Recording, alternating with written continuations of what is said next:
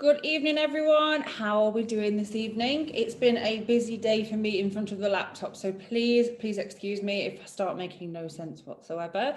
But yes, thank you for being and joining me this evening. We're going to be talking about Team Skin. I am actually going to be throwing quite a lot of this over to you because I know some of you may already be either looking after teen skin or actually doing treatments on teen skin, or you might have teens that have logged in themselves. So this is about, just a relaxed environment this evening for the next hour or so, just to take on board some skin hacks. So at the end of this, you're actually going to make your own skin hacks that you can do with whatever you want to. So you can share them to your clients, you can use it for yourself and your family and your friends, whatever it is that you need to do with it. So I am here this evening courtesy of Shop Beautiful. So a big thank you to them for having me and keep putting up with me creating these webinars. I absolutely love it. I am very keen and passionate about helping lots and lots of individuals grow their businesses and or help their skin and their smiles. So please do take the time to follow and share on Facebook and Instagram that you are with me this evening. I always love looking at my phone afterwards and seeing all the notifications and who's been watching me, how they've been watching me. I have a dog on the knee, whatever it is. I love to see these things, so please do tag me in. So yeah, what have we all been up to? Where are we from? What's brought you here this evening? Please do pop that in the chat and share that with me as well. And I look forward to kind of reading that a little bit later on as well. So bit of housekeeping. If you have any questions and answers, please do pop them in the Q&A section. I will go through that periodically throughout the presentation, but it does kind of throw me off my stride a little bit. So I might come to all the questions and answer them all at the end. It just depends.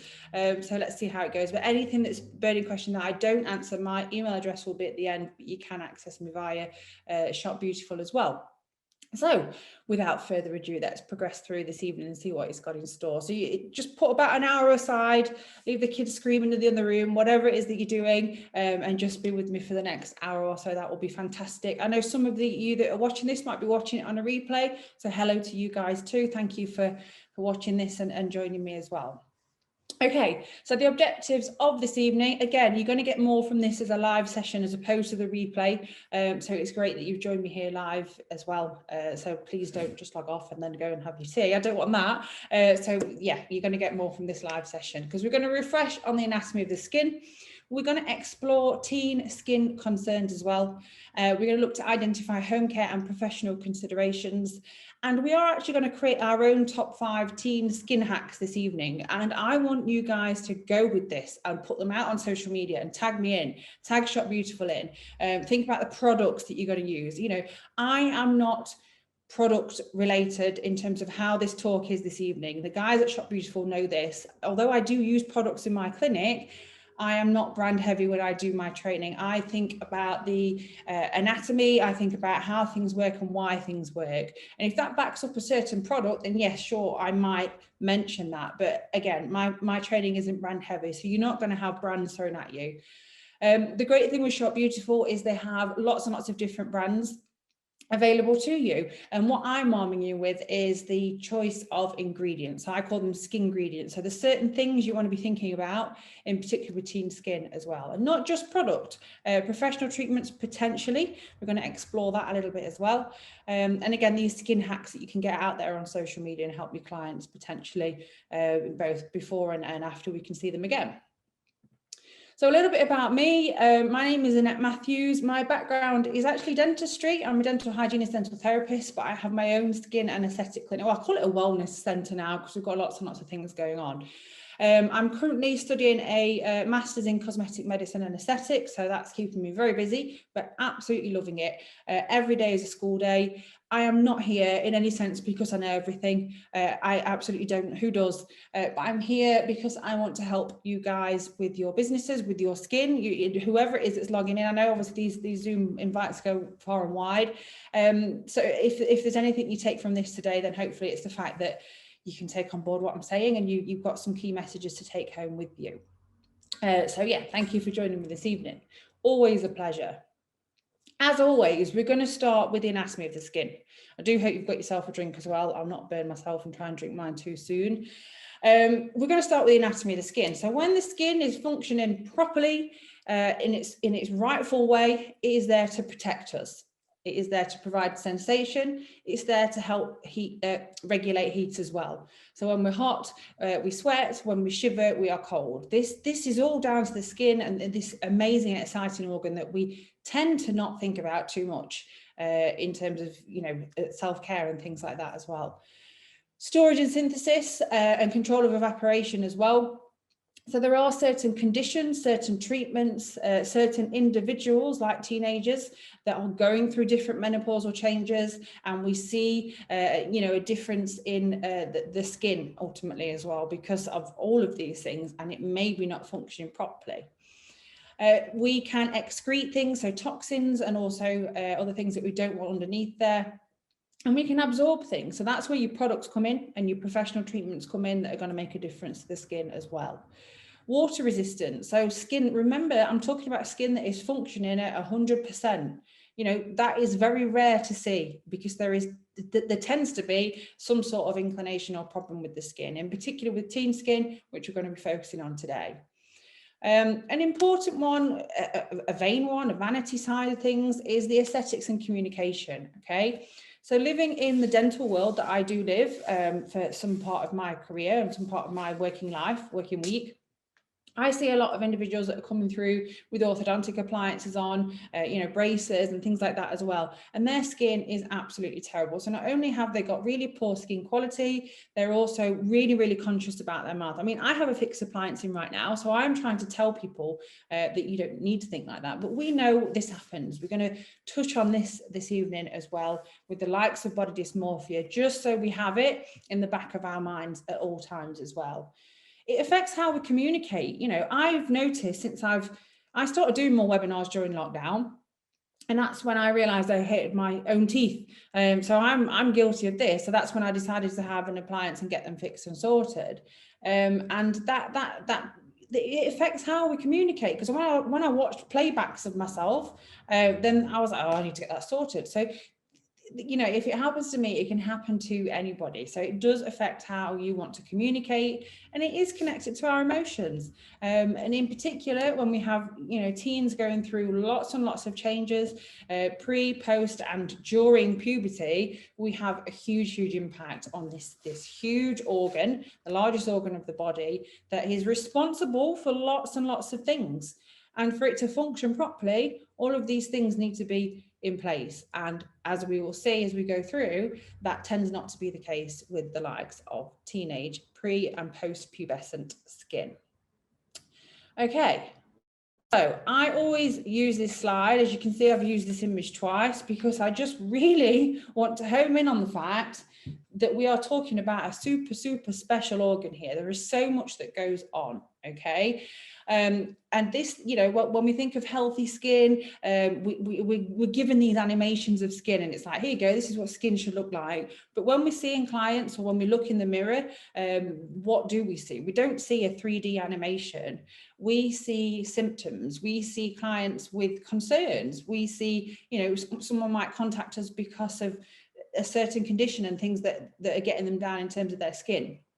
So what I want you to do is just kind of think outside the box when we're seeing our clients, but always refer back to anatomy and the basic anatomy of skin, which includes that last slide that we've just covered. So what is something affecting one of these things? Because if it is, then that's why we have a problem. And if we approach that, then we are going to find a solution ultimately as well. Okay. Ooh, there we go. Oh, I want to give the answers away now. I'll keep flicking away. Okay.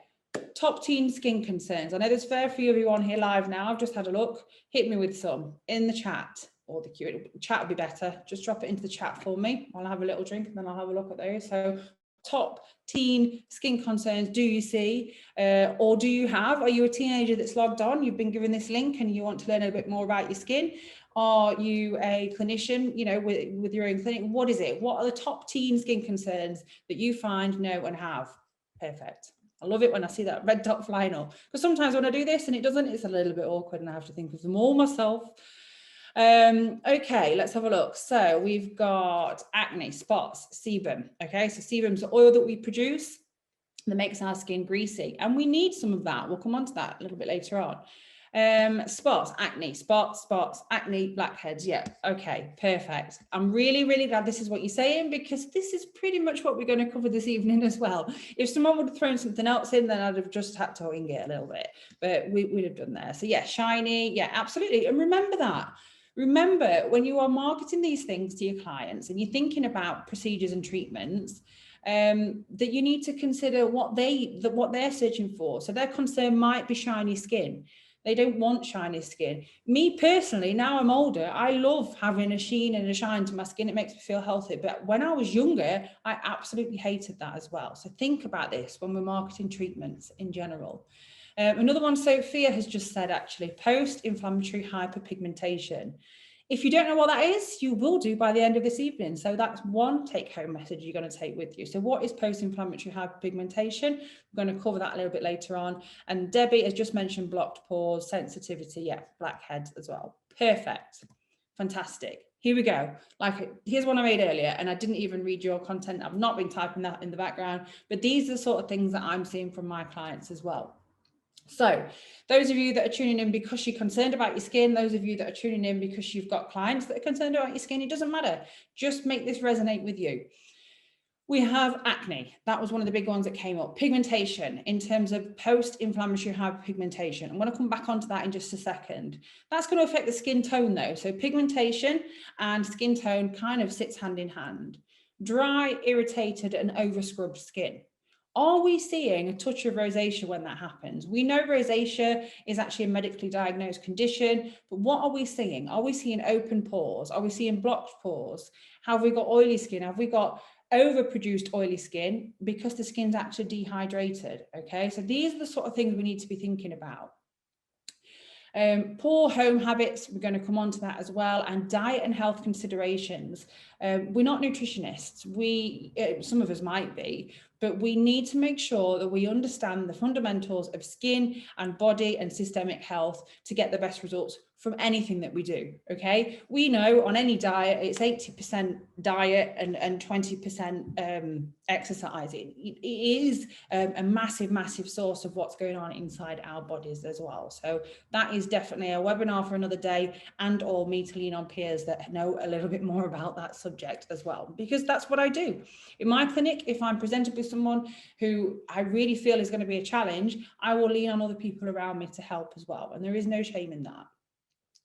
Icebreaker, okay? If you follow me on Instagram, you will see on Mother's Day, I had a message from Lee Ryan, whom this is a little bit of a, it is true. So when it was a number of years ago, I actually snogged Lee Ryan. So there we are, the rumor is out, but my husband arranged a message.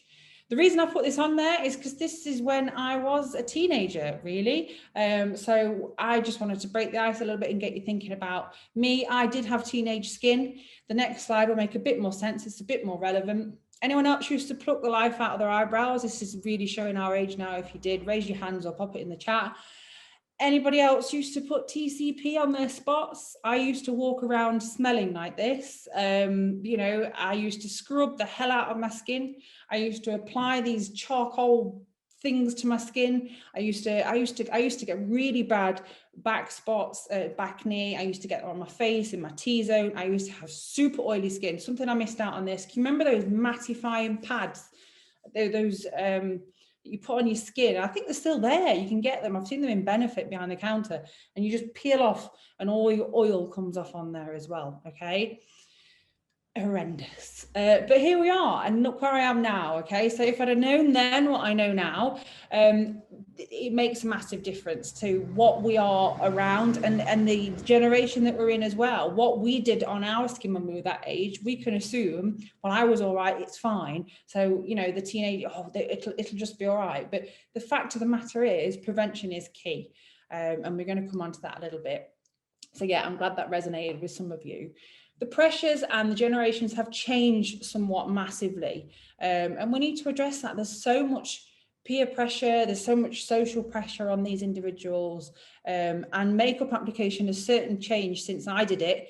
I was trying to find an image of, it wasn't Dream Matte Mousse, I can't remember what it was, but it used to go on thick and orange. You'd just see a line all down here, and as it'd peel off, I'd get spots. It was just horrendous, the chemicals, the rubbish that I was putting on my skin. We know better now, and we know that products and placement of products, and there's been huge innovations in products. It's down to us to make ourselves familiar with these ingredients so that we can help our individuals as well. So let's move on to that. Again, filters. So, you know, back then we didn't have filters. It was literally, that's a picture of you and that is a picture of you. And that was it. Whereas now we get all these beautifying filters. People take a picture of themselves with this flawless skin, and that is what they want. They're under the pressure for that. And you know, they'll go through anything to try and get to it. And it's really important that we help educate them to the right way to get to this as well when it comes to teen skin, and really, really help with the pressures of it.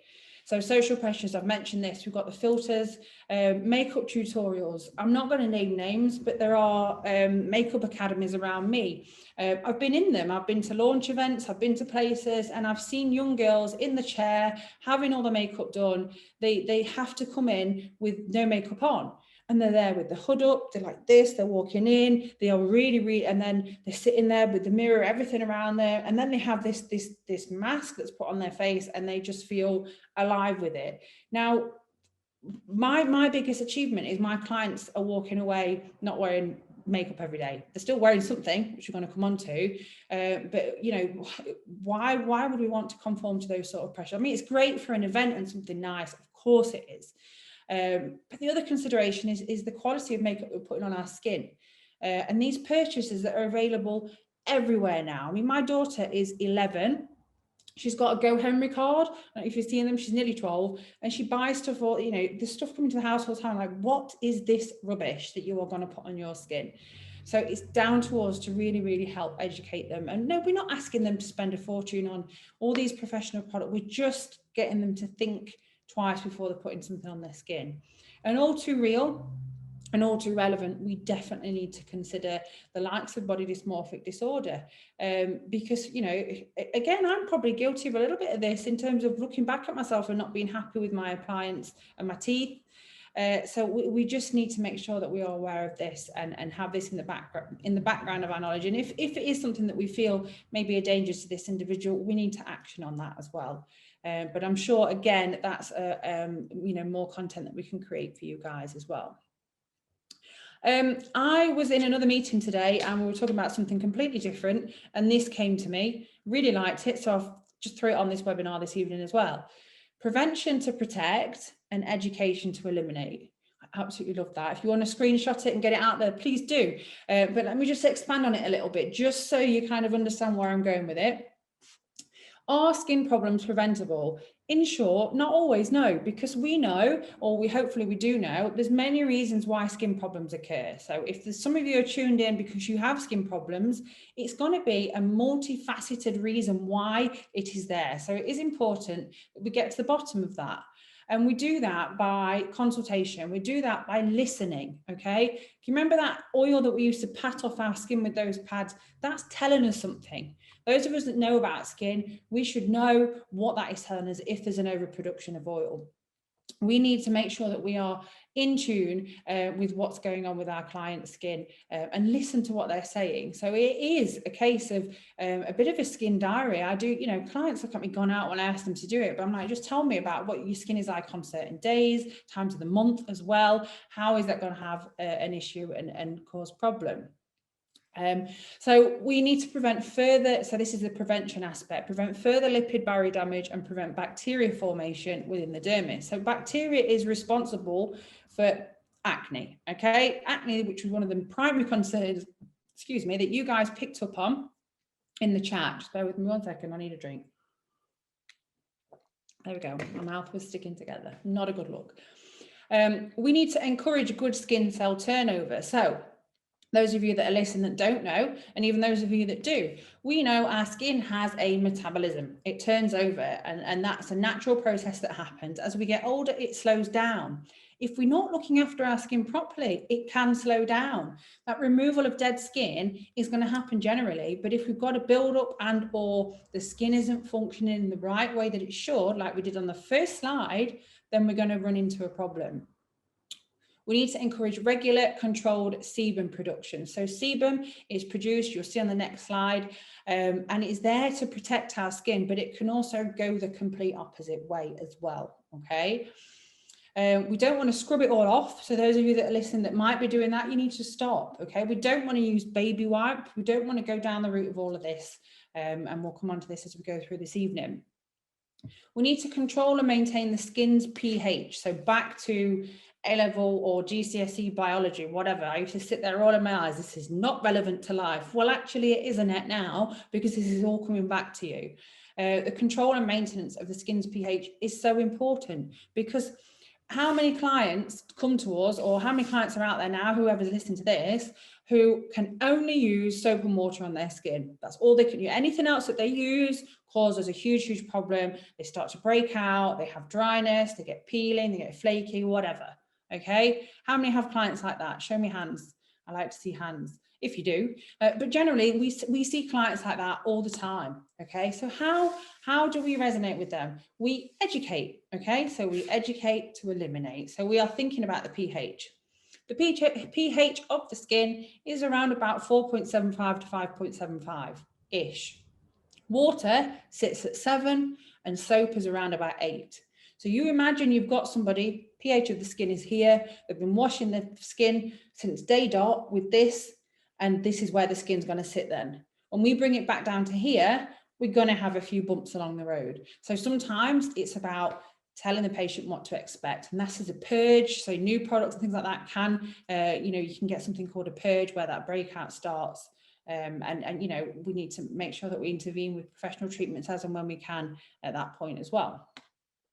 Reducing pore size, so that bacteria that we've mentioned, that process, that skin working and functioning in the way that it should, when the pores are enlarged, then that's going to cause us a problem.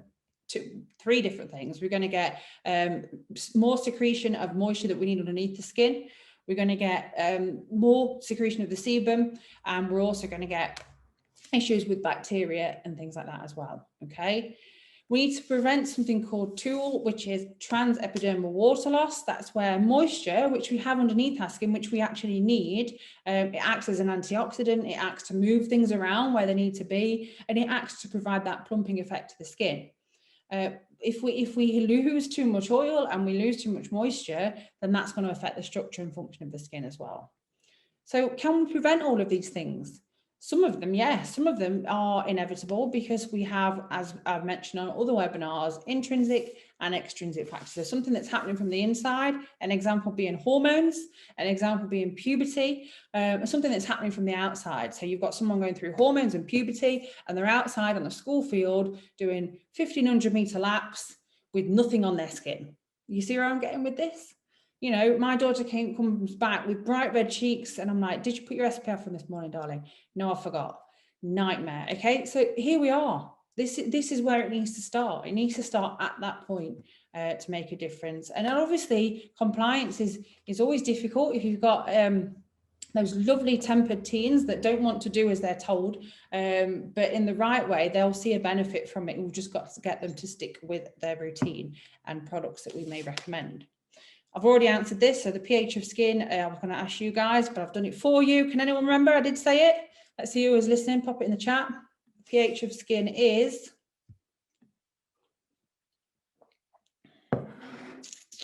Anybody? I've already said this. Thank you, Sophie. You said 4. Alison, yes, thank you. 4.75 to 5.75-ish, okay? Lisa, 7 is the pH of water. But no worries, that's why you're here. Or you're just having a moment. It is late. I'll let you off, Lisa. Don't worry about that. But no, this, you know, the point is back to biology, chemistry. It makes a big difference if we try and reset that and get things functioning as it should. Okay. So pH and skin health considerations. Why we're thinking about pH. Acne grows well. This is from the acne webinar. It's just another insert that I've kind of thrown in because it's all too relevant. Acne grows well in an environment with a pH range of around about 6 to 6.5. But when the pH drops to 5.5, its growth noticeably decreases. So that's why when we've got the skin in optimal health, we've got less likely chance of this bacterial overgrowth You see where I'm going with this, okay? So bacteria is not the primary cause. It's not the only cause of acne. There are other things that contribute to it. But if we make this difference, it's going to make a big difference as well for our clients. So this is again from the acne workshop, just so we can kind of see the different types of acne that we may see that walk through the door. You've got your blackheads, all too common in T-zone area. You can get them anywhere. We've got those that build up in the pores as well. The pore size may be enlarged, as you can see on this lady here. So we're losing moisture. We probably see individuals like this that are scrubbing their skin because they feel dirty. They feel like they just want to scrub it away. I know I did when I had skin problems and I was using my TCP. I'd squeeze, I'd scrub, and I'd slap the TCP on it. That's exactly what I used to do. Absolute nightmare. And yeah, it did something for a little while, but it probably did more harm than good at the time as well. So there are lots and lots of types of acne that we need to recognize, and remember to be working where we feel confident and comfortable and competent with the products that we have. So you may have brands that offer you the world, but let's ask to see some evidence of their products on a skin type like this. Don't rush into anything. If you've got somebody that you're unsure of what to use, in particular a teenager, always make sure that you are confident in what it is that you're applying. And we're going to come on to insurance and things like that as well a little bit later on. So the sebaceous gland, I did mention this a little bit, and somebody mentioned the word sebum. So this sebum, this oil that is produced within the sebaceous oily gland, okay? So we have our hair follicle. The oil is secreted out of the hair follicle and sits like a little pool on top of the skin surface here. It is there for protection, so it adds to the role of the protection of the skin alongside the multiple layers of dead skin as well, okay? Now, problem, this area gets blocked or over scrubbed, and we start to overproduce sebum. We start to overproduce this oil. You imagine the body, it likes to tick over and produce the right amount of sebum for the top surface and think, everything's perfect. And then somebody comes along because the skin is oily and they start scrubbing it off and over scrubbing it off. The body's then going to go into a bit of a panic mode. I've lost one of my elements of protection here. So it starts to overproduce and produce more. In that time between there being no oil and then too much oil, there may be some transition of bacteria in and underneath the skin via the hair follicle or via the skin itself. And then we come across a problem because we have that infected sebum.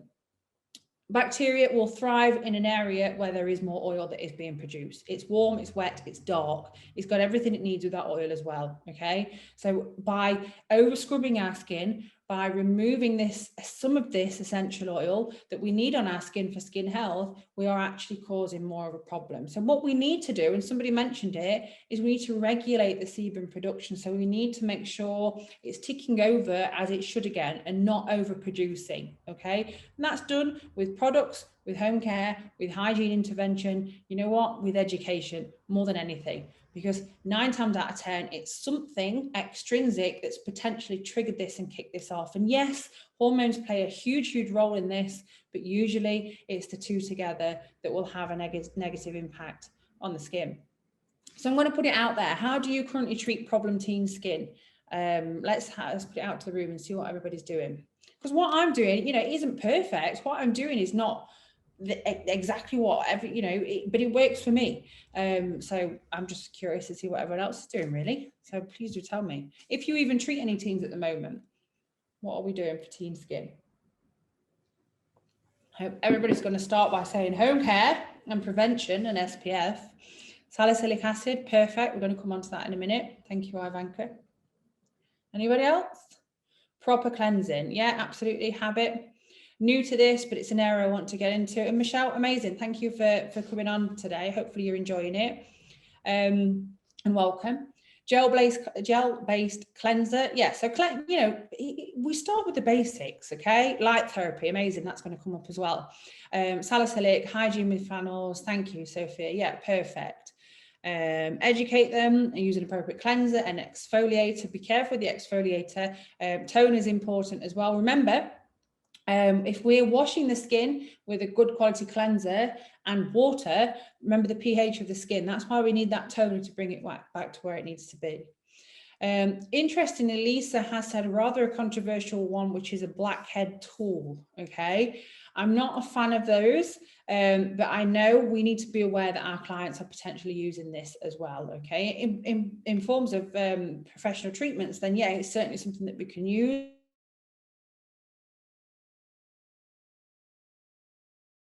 Well, Ivanka said clean, hydrate and protect. Perfect. Okay. Let's have a little look.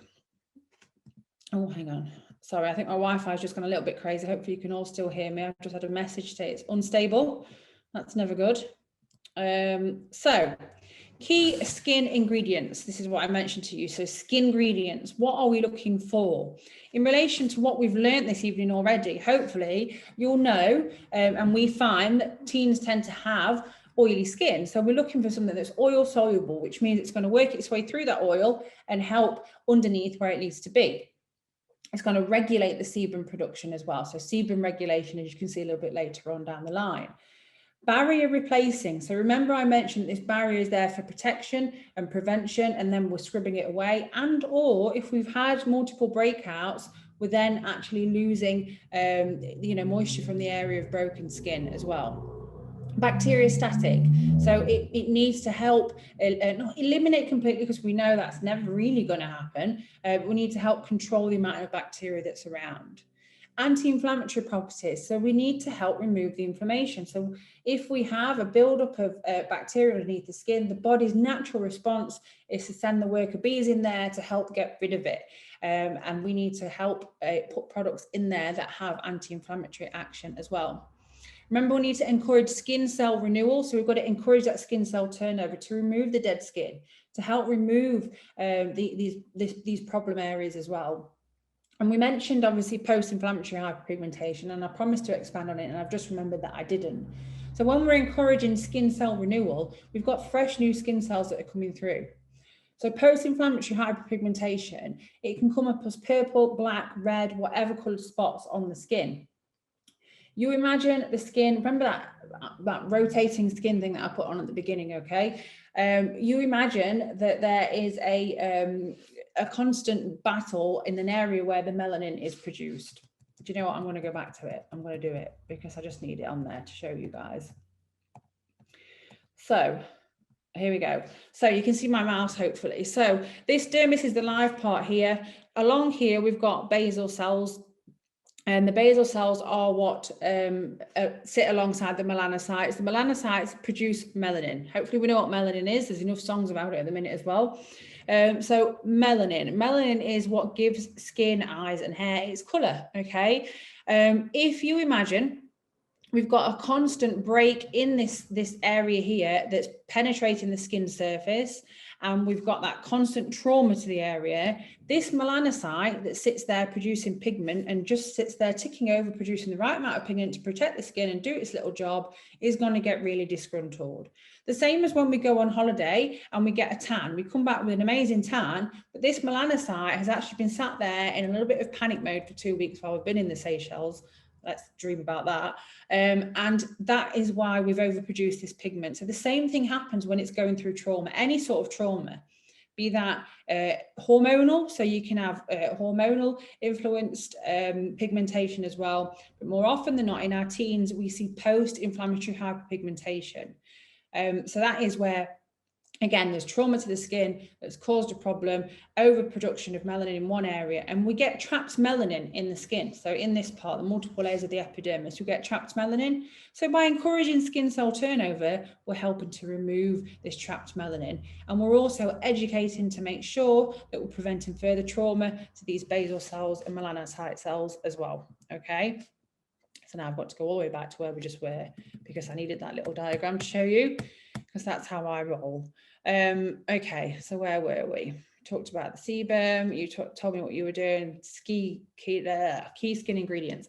So yeah, encouraging skin cell turnover. Sebum regulation we've talked about. We need to make sure that we've got the right amount of sebum that's coming through.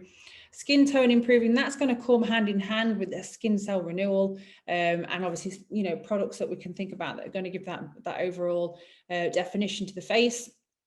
And we have pore refining products as well. So products that promise to help not eliminate pores, because we're always going to have pores there, but help reduce the size of the pores and help things like that as well. So somebody mentioned already, I think they mentioned salicylic actually. So we're going to think about acids that we apply to the skin in a good way. So alpha hydroxy acids are topically applied to treat a variety of skin conditions, to include the likes of acne, which we may have with teen skin.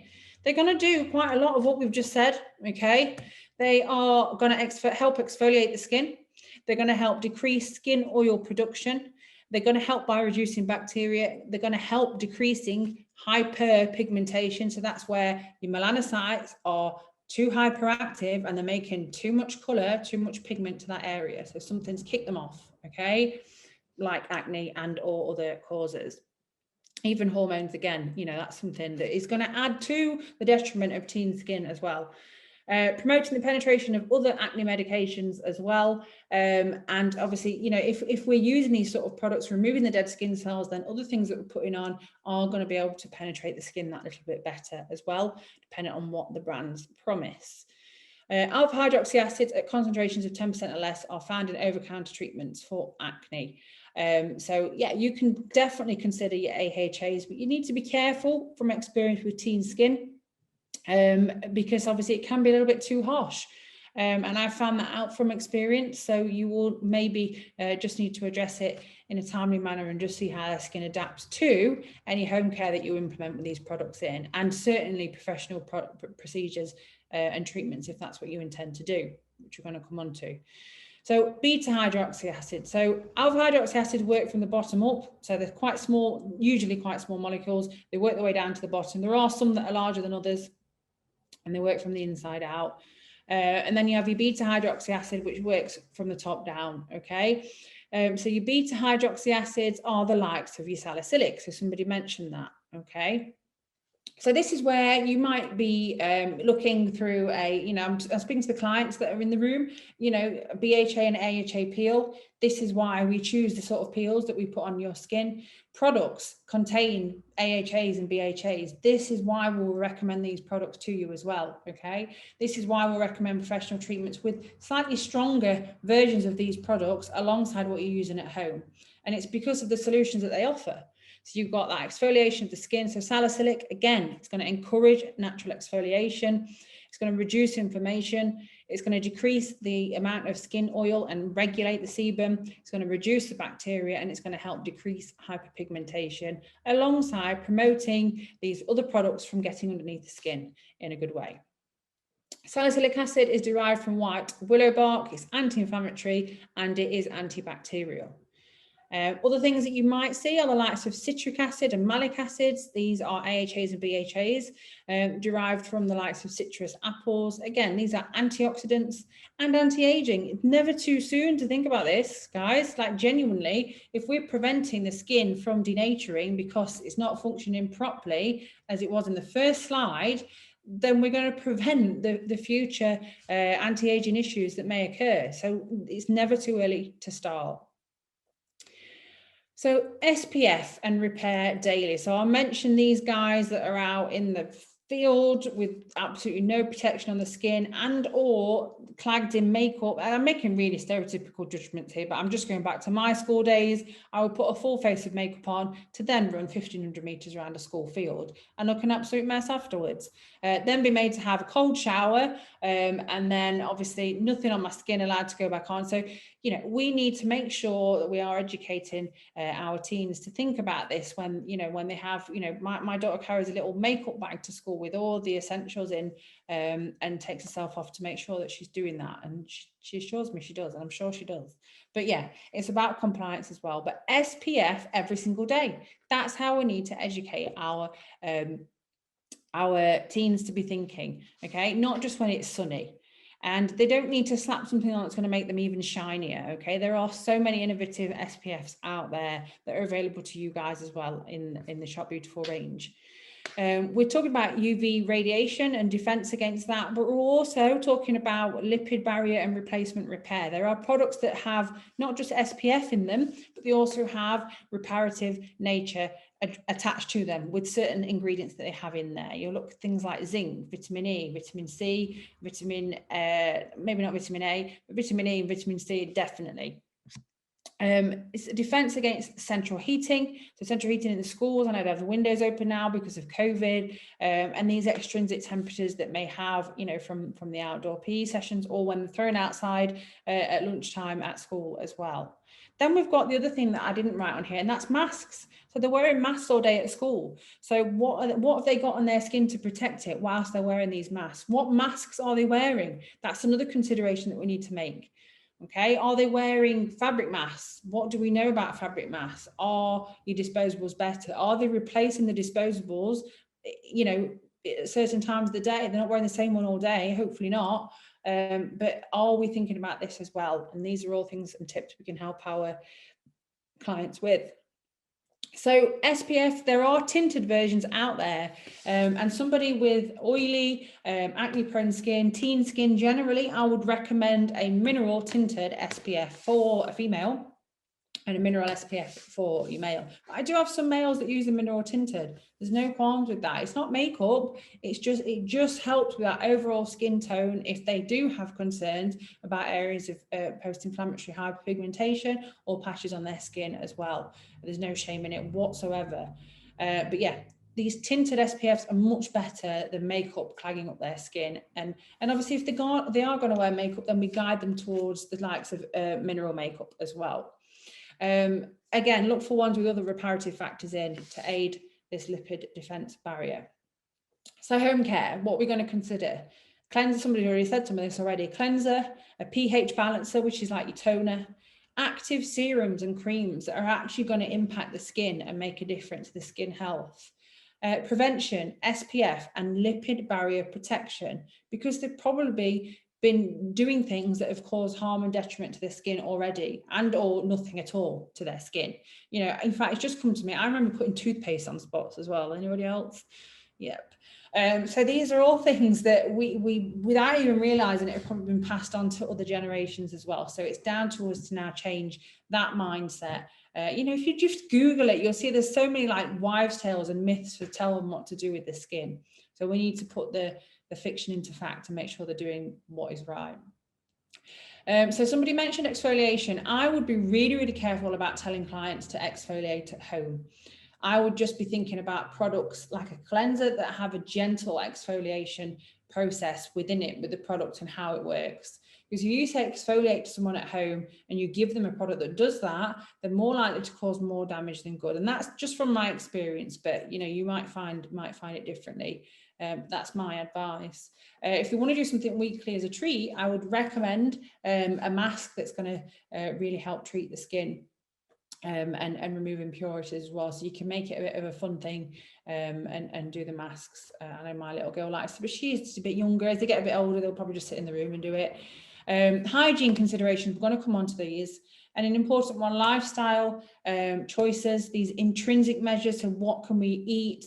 Are there any supplements that we can think about? Again, we need to be careful with this because we aren't nutritionists. Some of us might be, if you are, even better.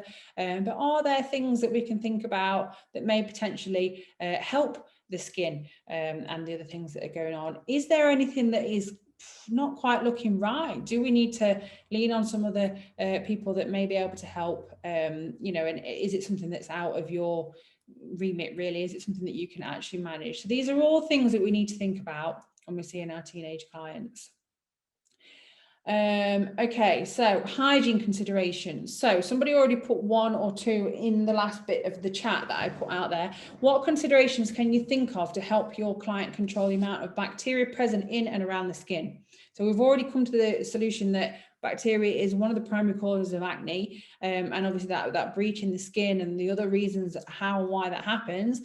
But what considerations can you think of for hygiene? So somebody mentioned regular cleaning flannels. Okay, so let's see what everybody's saying. If you don't know, that's fine. Just have a guess. Towels. Someone said toothpaste. I remember that.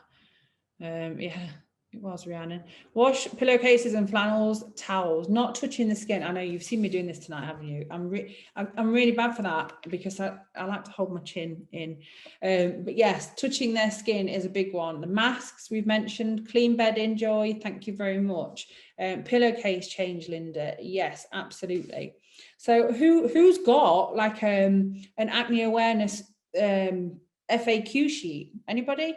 Brilliant, Gemma. Mobile phone hygiene. That is a big one, an absolute huge one. Okay. They're sitting on this all day long and then they're doing this. I'm like, oh, mum, look at this. I've got all these spots. And they're doing that.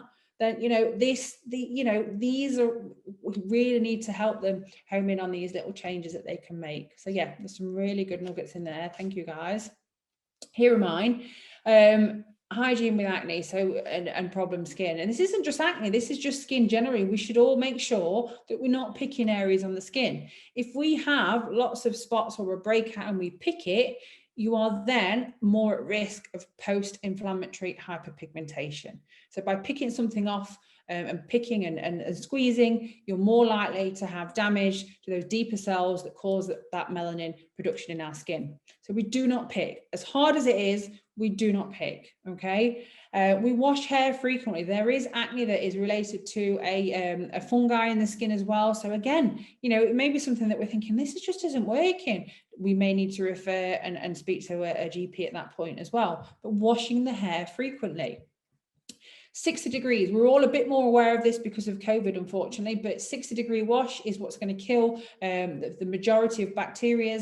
So we're throwing these pillowcases, regularly washing these pillowcases, especially if they are having quite sebaceous and nasty breakouts and cystic acne that's going on. We need to be washing the pillowcases daily. So we buy a batch of them from Wilko's or any other leading store, and you have them and we change them on a daily basis. I know it's a bind, but it is definitely something that is going to make a significant improvement to the hygiene of the skin. Towels, they have their own towels in the bathroom. They don't use the towel to dry the face that everybody's been drying their hands on when they've been to the toilet and or done anything else in there. Okay, really, really important. So they have their own supply of hygiene products and towels.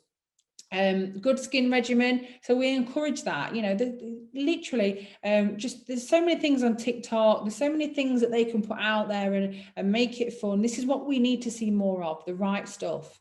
Good skin regimen and SPF daily. So it's just like brushing your teeth. You get up, you brush your teeth, you clean your skin. You know, hopefully you have a shower, you get sorted for the day. It's about encouraging that good hygiene habit as well. Avoid pets licking faces. A big one, you know, not just after procedures, but just all the time. Make sure that we are not letting pets lick faces and cause problems to our skin as well. Choose mineral makeup, if any. Another big one, cleaning the brushes or the sponges. You know, I walked into my little girl's, which she's going to kill me if she ever watches these. She'll be like, why did you keep talking about me and all my bad habits? Like, you'll be fine, darling. Don't worry about it. On her little mirror, she's got the Hollywood mirror.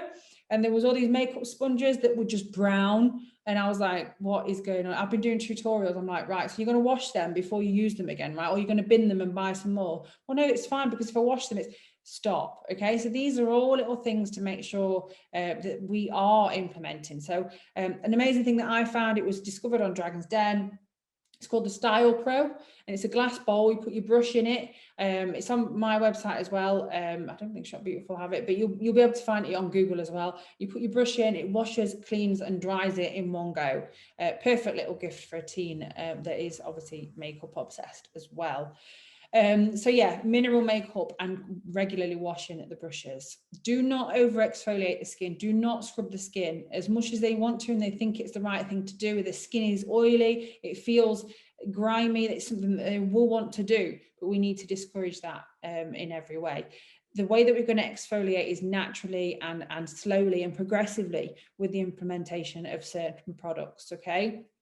Changing masks regularly. If they're reusable, we wash them at 60 degrees every single day. And I would say to change a mask every hour to hour and a half. And I know that's excessive, but if you've got someone that is really suffering with problem skin, that is a given. We need to eliminate the amount of bacteria in there as well, okay? Professional considerations. Hopefully we've started with home care and hygiene, and we've kind of started to think about that. Mobile phones I didn't put on there, Gemma, but that is a really good one, and definitely one to consider as well. Chemical peels, really good solution. There are quite gentle chemical peels that are out there that can be effective on skin as well. The skin is still developing. What we know about teens and children and generally skin and the body is developing right up to 24, 25 years old. And there is conflicting evidence on age groups and things like that that makes a difference. So the biggest thing is to make sure you are confident and competent and you are insured to be doing these procedures. Okay, so it's not just a case of slapping these products on. I'm not saying that that's what anybody does, but it is a case of making sure you understand the background, the fundamentals. You're going to get that from home care and hygiene. Do you have any sort of reaction from just a couple of products that you might be recommending? Okay, make sure you are insured if you're going down the route of chemical peels. Somebody mentioned already light therapy. I've got an interesting read at the minute that I'm going through on light therapy and the benefits that has on multiple skin conditions. I know the guys at Shop Beautiful have got some free training. Get in there on light therapy as well on their website for some of the products that they offer. So just fill your boots, fill your brains with it all, because you know it will start to kind of get busy and we won't have time for these sort of things. Education and encouragement. So TikTok is everywhere, you know, Instagram is everywhere. Let's get the right messages out there so they're not making homemade lemon zest cleanser and scrubbing that all over the face. Yes, I've seen that. They're not, you know, cutting things in half and making things. We are educating in the right way. So find some teen influencers in your area, people that can help you grow your clinic in that way as well. I've asked my daughter, she just keeps saying, yeah, I'll do it tomorrow. But if I paid her, she might do it. But these are things to consider. But has anybody else got anything to add to that? Any other professional considerations that they would do? Let's see. Again, because I'm not here because I know everything. Keep going. Are silk masks any better for sensitive skin? Yes, I did a, and we've got one next week actually, the mask new webinar. So log into that one because we're going to be talking about dealing with acne that is associated with masks, and not just that, because you probably had a little bit of it before, but we're going to be touching that in a little bit more detail next week. But yeah, blue lights, light therapy and things like that. I've been asked to run a teen skincare workshop. That's amazing, Michelle. You get on that and you be honestly, you know, at first it's that awkward moment where it's like nobody wants to really be there. But when you actually get them using products and feeling good about themselves and their skin, it makes a massive difference to them as well. Okay, huge difference. Okay, yeah, somebody said eat more healthy food. Thank you. So food diary, are there certain triggers that have triggered this off? You know, get them to keep a skin and a food diary. They look at me gone out when I do it, but they've been elsewhere and they've not quite got a solution. So come to me, skin, food diary. I want to know the ins and outs of what you're doing so we can make sure we try and get to the bottom of this in the best way that we can. And if I can't, I'll find someone that can help us as well. So what can I be doing now to correct? You've hopefully by the end of this evening now taken away that you've got another audience, and those teens that might be listening or people that are listening with that are clients, whatever, you know, you've gained some knowledge behind the background of what might be going on. So those of you with clinics, you can implement step-by-step skincare guides. You can help your clients with their skin from the knowledge that you've got. And obviously there is going to be a blog to follow from this as well. I've not written it yet, but it will be done over the weekend and logged on, ready for you guys, so you can utilize that and or share it. Home care is really important, as is education. So think about little tutorials on how to understand their new products. What products are we thinking about? And you've kind of hit the nail on the head, really. We're just going to start with the basics of education, implementation, and prevention. Start with home care, habits and hygiene. Consider professional intervention when we can, but there's so much that we can do with home care and good regimen beforehand. It's basic biology and chemistry. By getting the skin to function in the way that it was meant to do, we are going to do that by implementing the basic steps first and foremost as well. And then in like 30 years time, all these teenagers are just going to have the most amazing skin because they've implemented it from such an early age, and they weren't using TCP and they weren't applying toothpaste to their spots, and they certainly weren't kissing Lee Ryan in nightclubs in London when they were underage. So educational content posts, that is the way forward. You know, creating some content around what you've learned this evening, and hopefully helping some young individuals. So with that in mind, I want you've literally got the last few minutes now to hit me in the chat with the top 5 teen skin hacks that you can think of from what I've just told you all of them, and you pretty much answered it already. And then you can maybe screenshot the slide and you can utilize it, or you can think of your own. This was created on something called Canva, which is an amazing source. And you can use this for your clinic and/or salon. It's free, but you can obviously pay to upgrade to get more images. This is an amazing little tool for you to add to do marketing yourself as well. So have a look at that. It's Canva. What have we got here? Drink enough water. Perfect. Stay hydrated. We've not mentioned that tonight, actually, Sian. Really good point. Let me show you. I'll introduce you to my water bottle. This is my water bottle that I carry around everywhere. This is the second time. So I've drank 1 and a bit of these. Can you see where it's up to? 1 and a bit of those. So we absolutely need to keep hydrated. Cleanse properly, tone, salicylic acid. Yep, definitely consider something that is going to cause help promote that skin cell turnover. Avoid touching the face. Think about the masks that we are using. Nobody's said it. SPF every single day, no matter what. Even if they're sitting in the house, a repairable SPF on their skin is going to make a massive difference straight away. They might not like it at first. Remember, we've got that adaptation period of the skin to move from, if we've always had it at quite a high pH, because we're just scrubbing it with water and everything else. Okay, so yeah, you've pretty much added your own in there, which is fantastic. So you have been listening, which is good. So on the Shop Beautiful website, you will see there are lots and lots of products available, and hopefully it's made a bit more sense around the key ingredients that we're looking for. But do question the brands, do question the providers, and ask them how and when it will affect these clients as well. So make sure you're building knowledge behind the brands that you're recommending. Always advise that. So the 30th of March, 7 o'clock again, we've got, it came up tonight, a bit more about masks, so the sort of issues that we're seeing with face masks and maskne. So it's not just acne. We're all, I don't know if you can see my face, you probably can't. Which side is it? It's this side. I've actually got a bruise on my face here from the the big stealth mask. So in dentistry, that's what we have to wear. I did 2 days back to back last week in the clinic, and I had a black eye and a bruise all around here on my skin. Luckily, my skin hasn't been affected because I have good habits, good regime that I'm using on my skin. I've not had any spots or breakouts, but I had an actual physical bruise from this thing. So these masks that we're wearing on a daily basis are brutal to our skin and well-being. So, please do join me next week and we'll have a little chat about that. I hope you can make it. The link will be on my bio and or on the Shop Beautiful website as well. I can't spell mineral, it's that time of night. Mineral sunscreen. So if you're not already, those of you that are joined this evening, get on and have a look at Skin. Karen Clifford Skin Foundation. I am an ambassador for them, so this is off topic from Shop Beautiful, but we have an accreditation that a hair, health and beauty profession can do.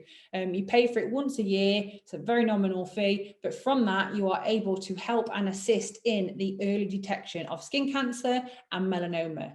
It is essential. We're treating the skin, we're seeing this, maybe virtual, and when we're seeing people face to face again, we may come face to face with the melanoma, which can kill somebody. If you see this and you know how to recognize the early signs, you can potentially save that person's life. So it's about education for the SPF from a young age, as we know, but then it's also thinking about what we need to implement with our clients as they get older as well. So do we have any questions this evening? I can see 2 popping up in the Q&A. Helen, you said scarring. Yep, that was about the acne one. Thank you. Gemma, interesting question. Do you mix and match products from different skincare brands or stick to one brand? I would always advocate that we stick to a regime and a regimen with one brand to start off for the best results, because usually they work in collaboration with one another.